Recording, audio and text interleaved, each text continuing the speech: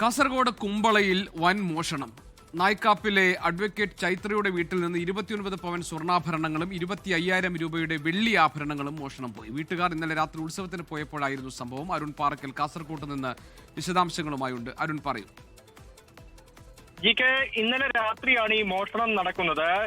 കുമ്പള നായ്ക്കാപ്പിലെ അഭിഭാഷകയുടെ വീടാണ്. അഭിഭാഷക ചൈത്രയുടെ വീട്ടിൽ ആ സമയത്ത് ആരും ഉണ്ടായിരുന്നില്ല. വീടിന്റെ പിൻഭാഗത്തെ വാതിൽ തകർത്താണ് മോഷ്ടാക്കൾ അകത്ത് കയറിയിരിക്കുന്നത്. അലമാരകളിൽ സൂക്ഷിച്ച 29 പവൻ സ്വർണവും 1,00,000 രൂപ വില വരുന്ന വെള്ളി ആഭരണങ്ങളും 5,000 രൂപയും നഷ്ടപ്പെട്ടിട്ടുണ്ട്. നെക്ലേസ്, വളകൾ, മോതിരങ്ങൾ, ബ്രേസ്ലെറ്റ്, വലിയ മാല, കമ്മൽ, കുട്ടികളുടെ ആഭരണങ്ങൾ ഉൾപ്പെടെയുള്ളവയാണ് നഷ്ടപ്പെട്ടത്. ഏകദേശം 31,67,000 രൂപയുടെ നഷ്ടം കണക്കാക്കുന്നുണ്ട്.